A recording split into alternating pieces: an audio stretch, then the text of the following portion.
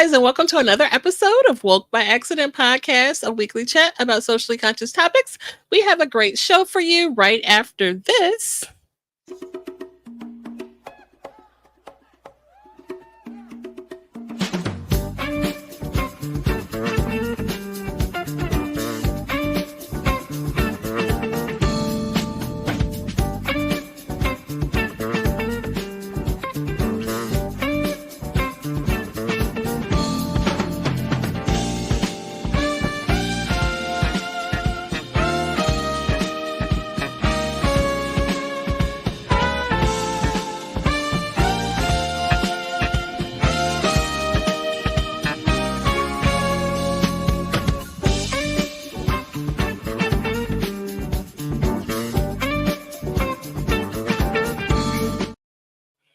Hey guys, and welcome to another episode of Woke by Accident Podcast. Today we have a special and wonderful show. We are happy to have our most favorite co-host today, Sambaza, host and creator of the Sambaza Podcast. He is a two-time nominee for the Best African Diasporan Podcast by the APVA, and he is from the Republic of Kenya in East Africa. He is now recently nominated for a third time with the African Diasporan Award for 2024. So kudos and congratulations to Sambaza.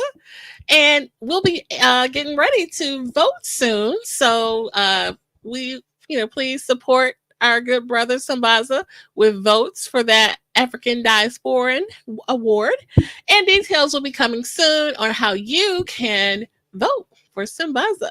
So he also has been a presenter at the Afros and Audio Podcast Festival discussing Pan-Africanism, and he is an ambassador for the 2024 Afros and Audio Podcast. Hey, Sambaza. Hey. Oh, I gotta do this. Okay. How's it going? That's in for the Gen Zs in Kenya. You know, there's something going on out there. And they're fighting for their rights. A lot of people have died fighting for actually their rights. So I'm just wanting to put it out there for people.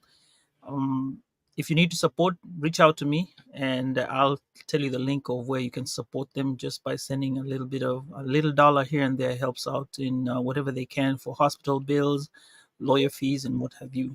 I just wanted to throw it in there. And we have a great show today, but I just want to touch on being nominated for the third time for the Diasporan Podcast of the Year. Yes. How about that? We also need a lot of support.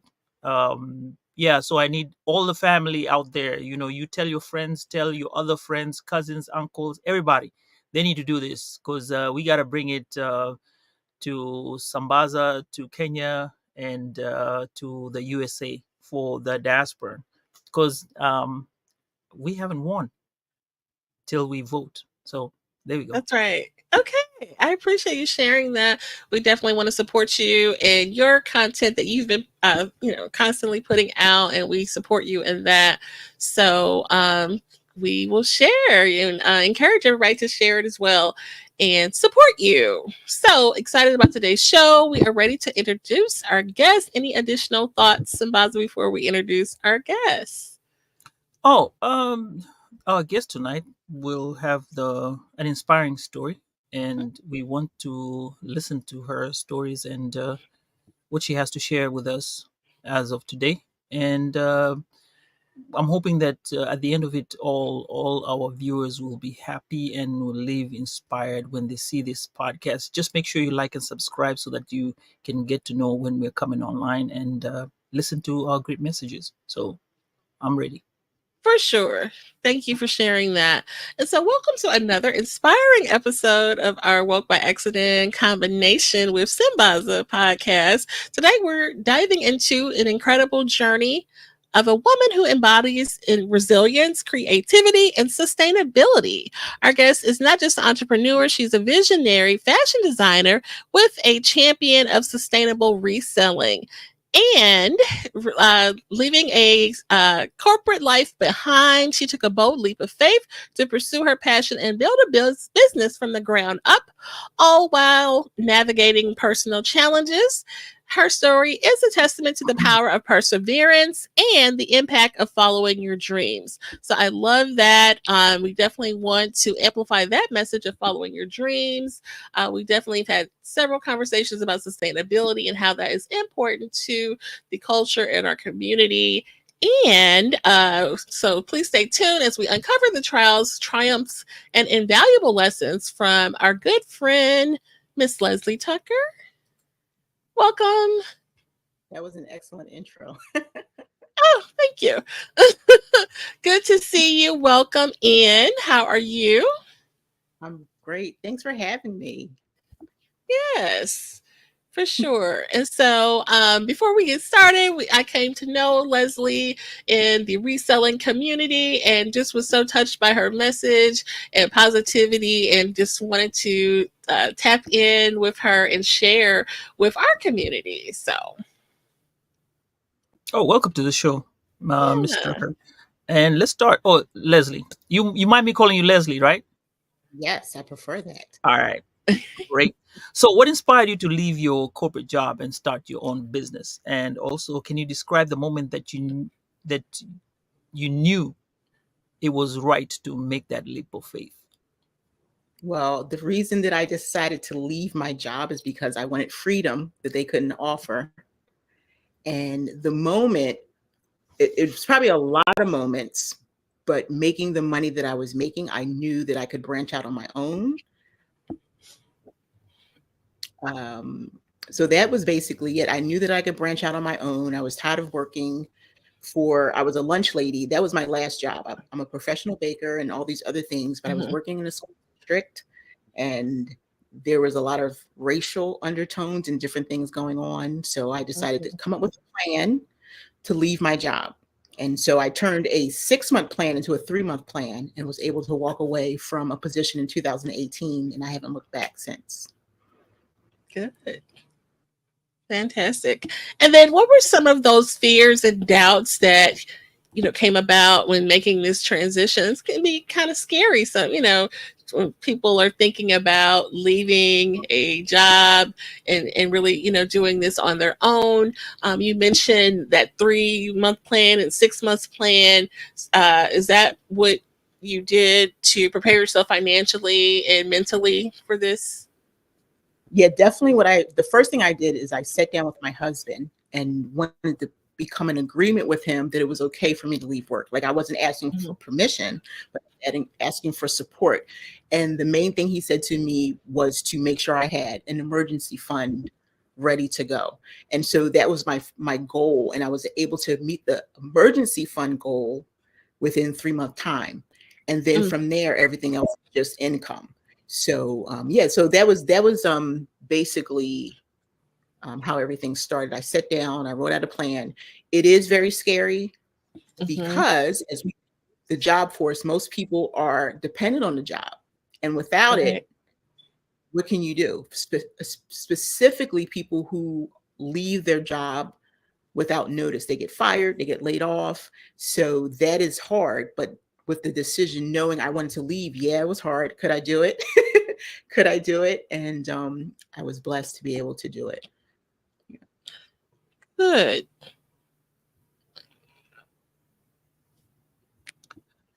Now, Jen, we got to pay attention to this one. Miss Leslie, you say something very, very nice, and I want to throw it in there. You Okay. said you asked your husband for support, not permission. And Right. see, we're here to support you all the time as men, and I think that is one of it's a highlight for what we're gonna talk about, or when it comes to support. Mhm. Making these Yeah. decisions are really, really difficult, and when you don't have the support, that can hinder you and make you doubt yourself when you're trying to do a lot of these things. So shout outs to your husband, flowers to him Yeah. for doing that, and Mhm. helping out us other men. Now, Yeah. my other question is, how did your faith influence your decision to step out and start your own business? Well, definitely my faith was a big factor. I mean, basically everything we do is faith and we don't realize it. People Mhm. make it like faith is a religion, and it's not. It's just trusting and believing in something you can't see. So I knew I had everything in me to accomplish those goals by leaving my job, but I had to definitely dig down deep with my mustard seed faith, and believe that God would provide. I haven't looked back. It was one of the best decisions that I've ever made to leave my job. And I've done it before. I've done it as a stay-at-home mom. I came home. Mhm. My youngest was with a medical condition, and I had to, in a crazy marriage at the time, and I had to come home because I had 5 children, 5 small children home, and I had to make a decision and walk away. And that's when I left my corporate job to come home, and that was not fun. But I made the decision because my daughter was sick, and now she's out working and student, my youngest. And so I'm proud of the decisions that I made. It was a struggle, being a parent is hard, but I did it, and then I was able to really need me as much as they did for you. I was able to walk away from the job. Enough fear to motivate me. I used fear to accomplish my goals. Okay. And I want to add on to this. You already you said that you did have some difficulties before. Um, you had gone through some difficult times. Now, I think that helped you in what you were going, or you were expecting to go through. Now, when you said you're leaving your corporate job. Now, how are you staying motivated and focused throughout these difficult times? Well, when I left my job originally, I was doing reselling, right? And so it was a lot. It was something I fell into because of my husband, and that helped me come home. But in order to sustain myself and keep building confidence in myself, I decided to go back to what I originally loved, which is handmade. It's always Mhm. bringing me joy. It keeps me tempered. It's my therapy, everything that I do. And I think it's wonderful to be able to make money working with my hands. So that right there is really important for me. If I can stay being creative, then I think I can succeed in anything. It is very scary because a lot of people don't even know. Jen knows. We're on that whatnot together, and you can see how hard it is to get out there and work your brand. But if you are consistent, and again, if you have faith, we talked about that, it can be done. I have so much fun with my business. That's the key. I have bad days, I have stressful days, but that's when I allow myself grace and I take time off, and I sit back and think about what can I do different? What can I do that's not going to cause me stress? What can I take away? What can I add? But I'm having fun, and that's really the key for me. When I worked a job, I wasn't having fun, but now I'm having a lot of fun. It makes it so much easier to do what I'm doing. You know, yeah. Nice. Definitely. And then we will share your links, but I want you to share about what makes your business so unique. I mean, you do a couple of different things. You mentioned creating things with your hands, and I can attest to your products, but I would love for you to share. Yeah, I was telling my husband, I was like, Jen likes that all the turmeric products. Yes. One person that buys my turmeric soaps and things like that. Hmm. um, I forgot your question that quick. This is the Oh, 55. what makes your business unique? And I want you to share because you do more than one thing. Yeah. So, Yeah. Well, what makes me unique is that no one else is me. So I'm the hmm person, you know, building the narrative for my business. And so usually anytime I come up with basically comes to me in a dream, and really, whatever people's belief system is, God is actually speaking. I wake up in the middle of a dream and think about what can I start that could make money? What can I change that I can make money with? So I am a crochet designer. I've been crocheting for 44 years, but I made it a business about 20 years ago. And okay. so I crochet, I upcycle, taking blankets and things like that and making them to wearable items.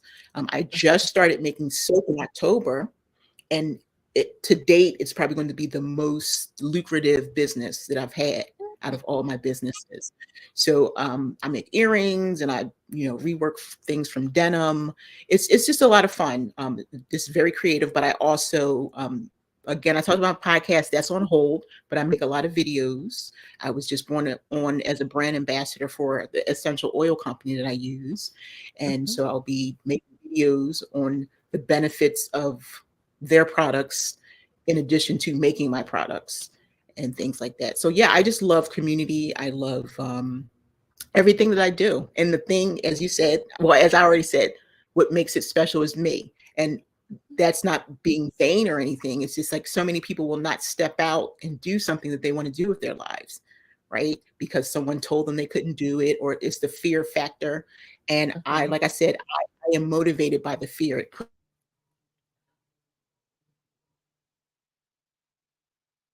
out. So, and if not me, then who, right?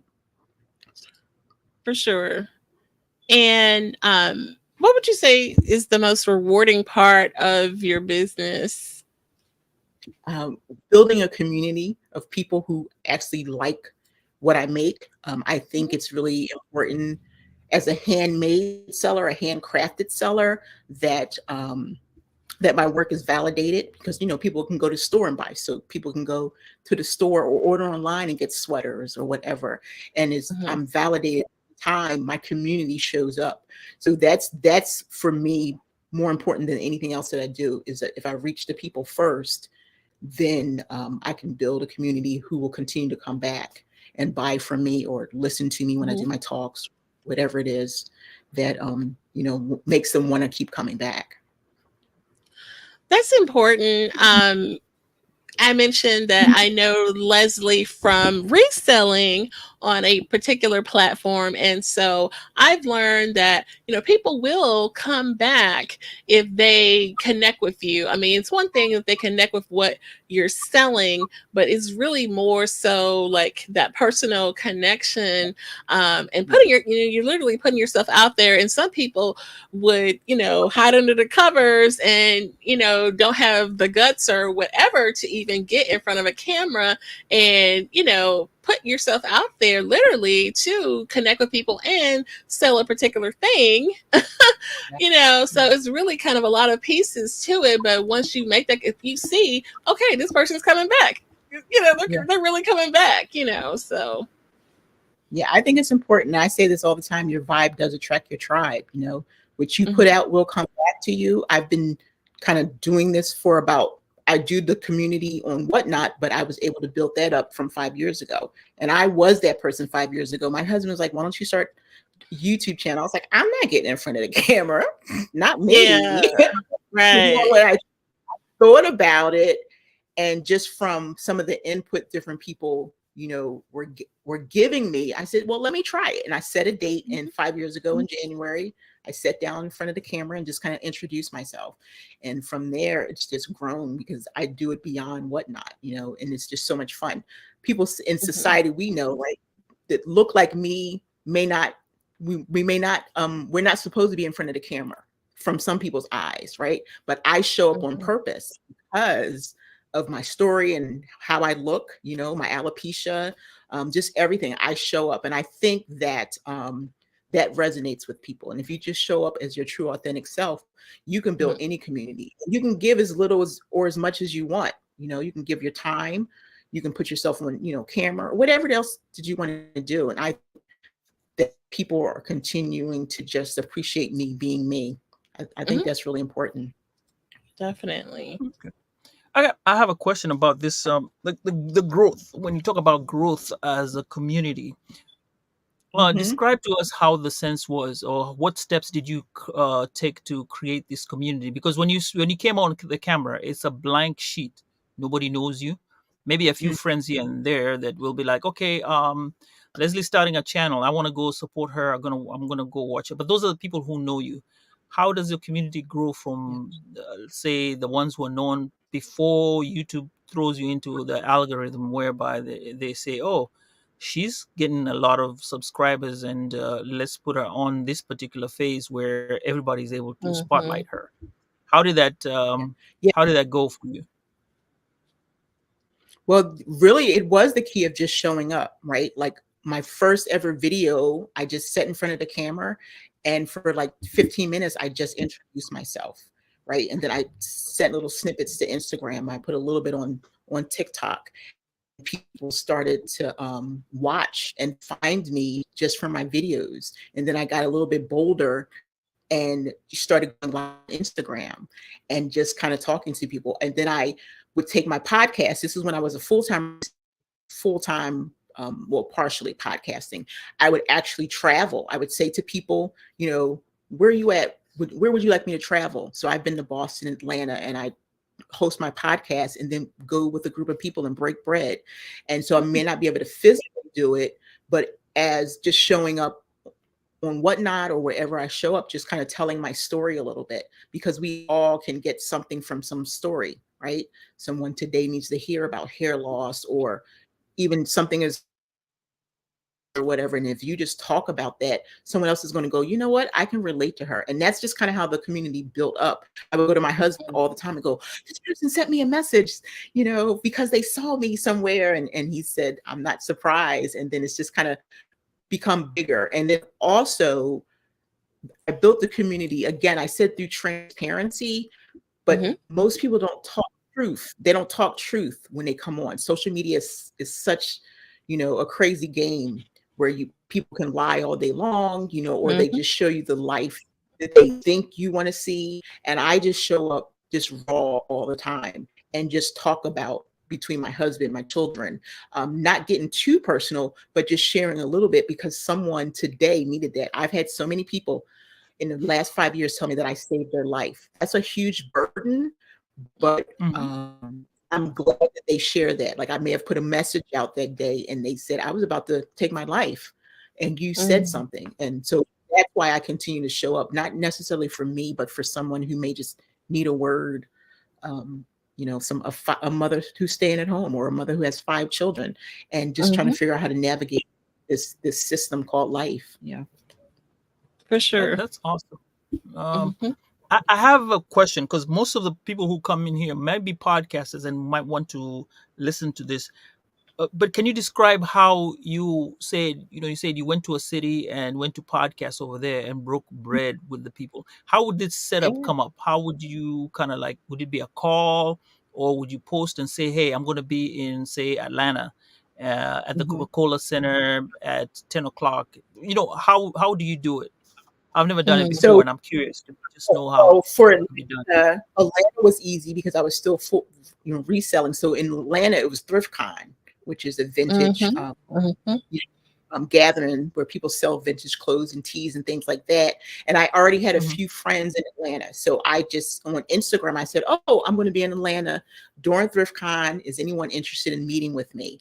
And literally I was able to get an Airbnb with friends. It was a bunch of us. And then the next day we met at a restaurant, 40 people. And I did the same thing in Boston. I said, I'm going to be in Massachusetts. Anybody want to get together?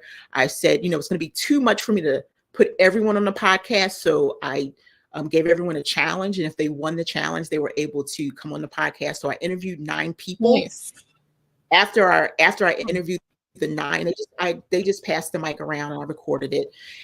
And after I interviewed them, we went to the restaurant, and 35 people there waiting, to spend time. So it's really humbling that, people want to hang out like that.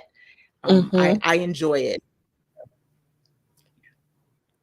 Yeah. How do you manage such a huge community in terms of communicating with them? If not via online, do you have newsletters, or do you constantly send messages? How do you keep them abreast with what's going on? I know that there's a show.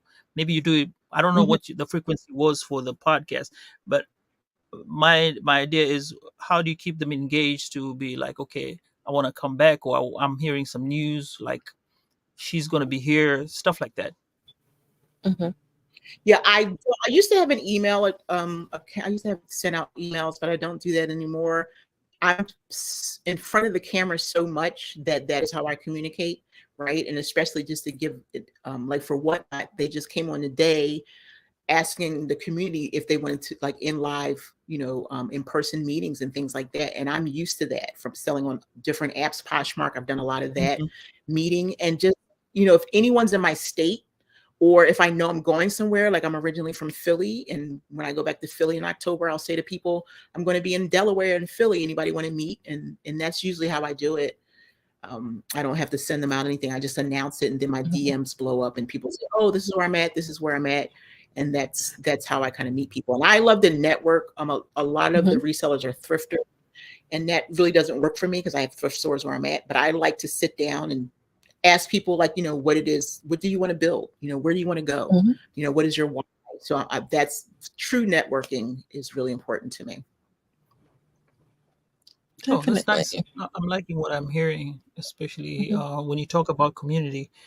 Because, like I said, we always talk about this community idea whereby all of us have to, not have to, but all of us actually have to kind of come together and share the same ideas, give each other morale, a boost to whereby you have a goal. And if I'm coming to listen to you, I come and listen to you. My goal is to listen to you, and you give me some gems that I live with. So it's actually like you said, breaking bread and sharing stuff amongst yourselves. That's great. Mhm. I'm liking that. For sure. And Leslie is the self-proclaimed Philly John. I wanted to throw that in there. Yeah, well, that's the words. I said John, and it's a verb, a noun, an adjective. You know, I'm a Yes, John I've Pierre heard John. about it. I've heard about it. Well, it's the derivative from the word joint that started in New York, right? And the Mhm. people back in the 20s and 30s and 40s, they knock on the door and say, "Is this the joint?" And that's where they knew Black people. It was safe for the Black people to go, and whether it Mm. be a club or whatever. And then so Philly, just because my husband's from New Jersey, so he says joint, and I say John. So yeah, Oh, okay. Love it. yeah.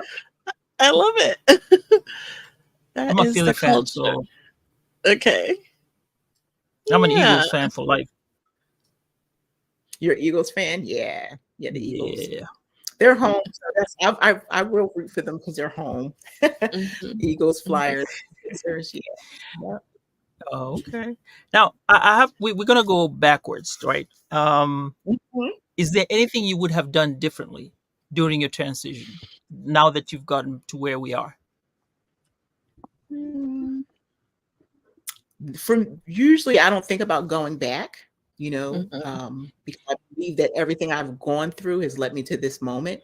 So to take away would take away from the experience that I had, whether it was good or bad. I had to go through all that stuff to get here. I haven't arrived anywhere yet, but I had to go through challenges and, worrying about money and wondering if I could clothe my children by taking this leap and staying home. So I wouldn't take anything away. I'm glad that I went through all those things, everything in my life. I'm glad that I went through everything because I wouldn't have a story to tell if I didn't go through those things.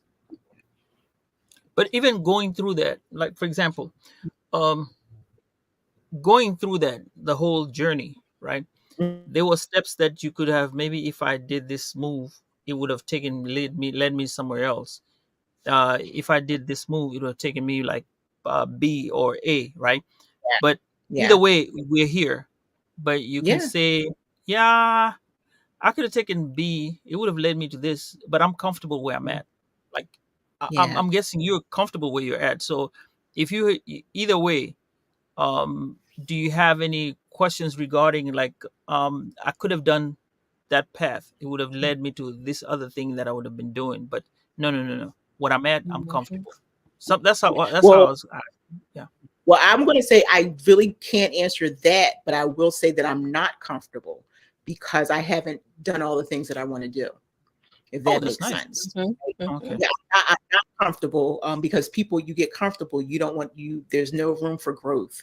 So I have a lot of room for growth. I'm still a work in progress, and so I don't get comfortable. I'm always thinking about what's the next step because my goal is in 5 years, since I'll be 55 on Saturday, to in 5 years be totally done. I'll write some books or something like that, and I don't Mhm. have to worry about products or anything like that. So that's where I am definitely not comfortable, and that's okay. I'm always about stepping out of the comfort zone, making different moves, and being strategic in some of the things that I do. You know, I wanted to be more. I'm thinking. I want to be like more philosophical when I was using that term comfortable. right, right, Mhm. Um, I think comfortable means experienced. yeah, Like You think? Hmm. because when you're comfortable, you don't really worry about the other things. You've passed. Some things are just they're past, right? And hmm you're, yeah, like you said, you're not comfortable. You're not there yet, right? yeah, Like I can say with my podcasting, I'm hmm comfortable with my podcasting. I'm okay. I am hmm comfortable. Have I made it? No. Am I right, comfortable in the sense that I'm yet to achieve some stuff? Yes. That yeah, part I'm Okay. uncomfortable. But Okay. yeah, being comfortable as, yeah, hey, we've been doing this for a while. I mean, yeah, Jen, you would say, yeah, you and Leslie, you too. That's um like day one, yeah, you're not comfortable. yeah, Yeah. But I yeah. So think that's how it's I a view I looking at think it. it's a good, sense to have of not getting too comfortable because we Right. know what can happen. Some of us know what can happen when you get too comfortable, Yeah, Right. So yeah, Okay. But definitely. I like the answer how you put it, regarding uh, the the way you could have changed it or made it different, or Hmm. the way it yeah. is, having it to be a lesson. But um I'm going to throw one more where I'm going to ask you this one. What's the biggest lesson that you've learned since becoming an entrepreneur? The biggest lesson that I've learned is that it can be done. Okay. That anyone can accomplish their goals, right? Because again, I wasn't making soap in October, and it brings me good money. But Okay. yeah, I learned that there's a lot of room for growth, and I'm willing to study and do all the things that I need to grow. So that's basically probably the biggest thing that I've learned. Yeah. Nice. Okay, we have a comment if you want to acknowledge our comment, Sambaza. Yes. Ed Campbell is here and says peace and light family. As always, Ed, you're very, very welcome. And everybody else who's online with us, you're very welcome. And Ed also says he appreciates your transparency on the issue. Okay. Right on. Thank you for the comments. Shout out to the chat. Shout out to the chat. Right. Um, Right. they they have been out there. So now, can you share how we can contact you? I know you have multiple. From what you've explained, you have multiple streams of income. Yeah. Could you tell our listeners and viewers what you have out there? Yeah, so I have three websites. One of my websites is dedicated to my sweaters and my patterns and digital products. And then my other website is dedicated to my soaps. I'm building up on that.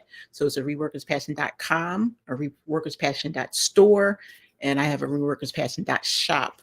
And that's a group that I'm growing on an app called District, similar to Whatnot. And then Oh, you're on there. so I was one of their first marketplaces, but Crazy Lamp Lady has taken all. Yeah, Oh. I was one of their first. They approached me, and so I'm not doing a whole lot. Mm. It's so hard to move around if you're trying to build a community in one spot. So I just want to build a Okay. little, and then I'm getting too old for the moving around. But then I'm on social media. Instagram is where you'll find me. I have a large community over there. You can send me a DM, and that's where you will see like my videos, how I make my sweaters, how I make my soap. I bring a little positivity over there. I'm on TikTok and Whatnot. Definitely join Whatnot. I'm pretty sure Jen put her link how you guys can get her. You don't need mine, but Whatnot is a selling community, and I just really like it a lot. Is building up, and that's one of the main places you can find me on Whatnot. You can find my items that I sell, and you can also I do a community chat once a week, a seller support, And if you have any questions or anything like that, that's where I'm at. Yeah. Okay. I got Then a we'll question take on. Go ahead. some Sambaza. Really quick, I just want to brag on Leslie. She makes really amazing soap. She mentioned it and kind of but they're amazing. They have great products that are good for your skin and your body. We're talking about scrubbing dead skin cells off your legs and your body, and turmeric. You have dark spots and sensitive skin and sensitive parts of your body. And there's a product that Leslie literally makes from hand with handmade products, cocoa Yeah. butter, coffee. I mean, it's amazing. I really enjoy what you have come up with. Thank you. Yeah, I used to be a professional baker. People ask me, I was on a Zoom chat yesterday, and like, what haven't you done? But that was one of my jobs when I worked in Philly. I worked in about 15 kitchens, professional baker, and I Mm-hmm. don't want to do that anymore. So I take my Mm-hmm. baking and my creativity and kind of bring those together. And that's where the turmeric and the coffee and the matcha and the clay and all those things. I make, them Jen knows, a soap that looks like and smells like a brownie, and I play around with different molds, strawberries and pickles. And I participate in food-based shows, but I don't sell food. I sell food-related items. So I have Mm-hmm. fun with that. And but yeah, the soap is amazing. I started that because my daughter is 26 and is on the spectrum, and we were having a problem finding a job for her. And I business, let's start your business. And she wasn't as enthused as me. That's why she only goes live every few weeks. But it's Okay. something for her. But for me, it's grown, and I've been doing a lot of research and everything. So I'm really liking the soap, but I still like my crochet the most. I've been doing that the Okay. longest. And also I can do it while watching TV or reading a book or something and just create some things. Like I just did 3 sweaters this week, that kind of thing. And then I was making soap before I got on here with you. So I'll be going back to that. And if you have a lot of new Okay. things coming. So yeah, it's a lot of fun. I have a lot of fun. And that's the key to me. If I have fun in what I'm doing, I'm going to keep doing it and figuring out how I can improve and how I can make money with it. Yeah. Before Okay. Sambaza goes, I just thought of another thing. So we definitely have to put you in touch with one of our sewing friends who is a sewing Oh, enthusiast. She is the sewist. And I don't know oh, sure if you're familiar with her or not, Lisa Wolfork of the Black Woman Stitch. And she really makes amazing pieces and is about community and things like that. And I I want love to it. say like you're almost in the same neck of the woods. She's out of Virginia area, but Yeah, that I sounds will good have to to me. give you a link. But I know like some of these sewing events, like Yeah. what was this thing that they just had? Was it in Chicago? I'm not sure if you're familiar. Oh, it has like a little cool name too. You remember what it's called, Sambaza? That Uh, event? It's like a oh, sewing type of event that Lisa you know, did. this I've been You know picketing what? online, so it's been a minute Yes, you since have. uh, uh, we were training for Because that. she got to meet that famous lady that made the leather jacket for Michael Jordan, and Mm. okay, I'll send you the link. I'll send it to you. But yeah, you've gotta check her out. That's like right up your alley. The thing I'm not happy about is Miss Leslie saying that she's not baking anymore, and I love cakes. That's Oh, Well, let's yeah. be clear. I don't bake to sell, but I'm Uh-huh. baking. We keep cookie dough in our refrigerator. When my children were growing up, I Oh, would make the cookie dough and then they could bake the cookies. But I do a great 7-Up cake, red velvet chocolate. I still bake. Yeah, I just don't because my kitchen's not licensed. When I was in Philly, I didn't need a licensed kitchen, but I had a license and I was stay certified then. But now I'm like, yeah, I just bake for home and bake for some friends and stuff. Yeah. Jen, how far is it from Philly to Baltimore? I don't know. About 6 hours or Is so. it Oh, okay? Yeah, no, a little bit Yes. less, maybe 5, because you have to go through there, and then it's what's it, 2 hours to Philly from there. Yeah, so because we're gonna be in October around the 18th to the 20th. We're gonna be in okay, Philadelphia for the Afros It's, and Audio yeah, Festival. So really. yeah, Well, we we're talking gather about over there as going. podcasters. Yeah, well, So we're talking about going to Philly in October. My son is stationed in South Korea, and he's coming home for the. okay, Okay. And we're talking about going back to Philly, Delaware. So we'll see what happens. Yeah, okay. So yeah. we'll be in Baltimore for the weekend, that 18th to the Hmm. 20th. So Right. yeah, I was thinking if it was close by, I probably would have been there, got me some piece of cake. You know what I'm saying? Yeah. All right. But I have this little question, Mike. This is just a side note, Okay. and I'm an ambassador for Afros and Audio. That's why I'm trying to throw in that plug for you to come there, and you'll Mhm. probably meet Miss Lisa Wolfork. She will Oh, definitely be okay. there, and y'all can have this great engagement of Well, send kind me of a hanging message. out I'm all together. about traveling. Yeah, I'm all about traveling. Okay. Oh, okay, cool. And yeah, so I was gonna try to figure out this your your engagement from Instagram and TikTok. How is Hmm. it different? Because people have different, Yeah. say, different connections or different, because they have. It's all different communities. These are two communities, Hmm. different ways and Yeah. different algorithms. How do you find the engagement on both the two? TikTok. I always say that TikTok and I are not friends. I've been on TikTok for 3 years and I have less than 2,000 followers. Right. So I put out what Okay. interests me.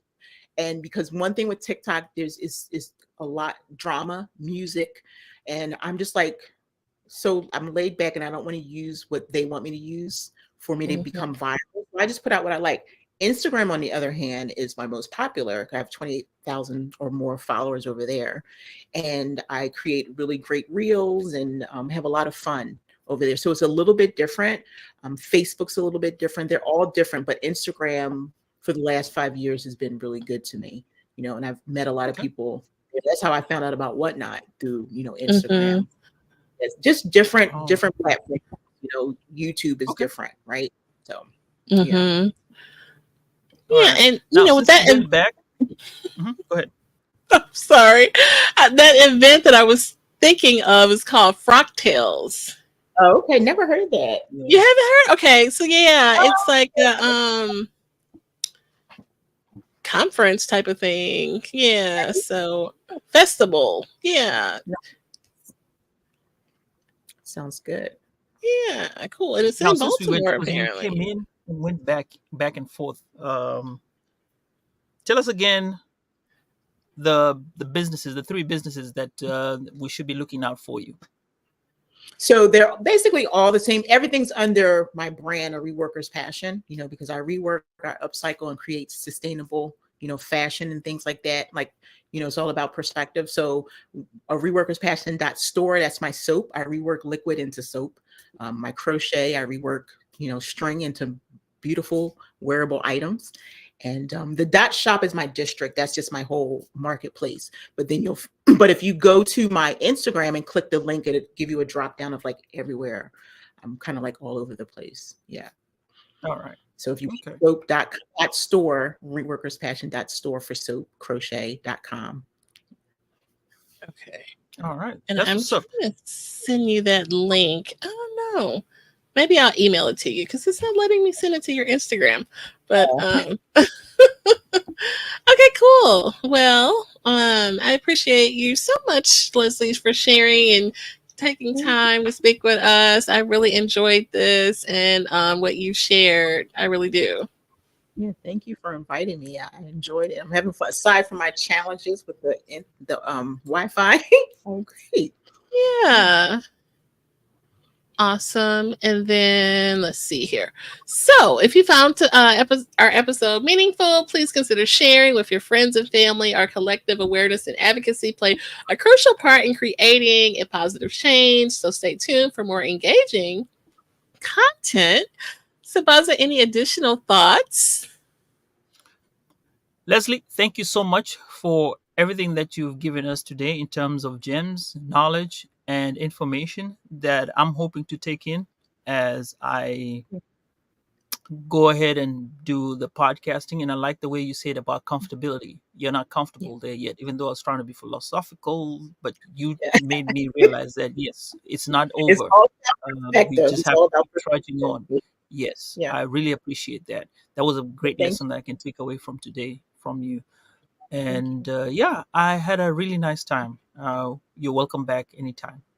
For Thank you. I sure. had thank you. All right. Well, you guys, you can stick around for a quick second, Leslie, as we properly send you out. And everyone else, thank you for tuning in and take care.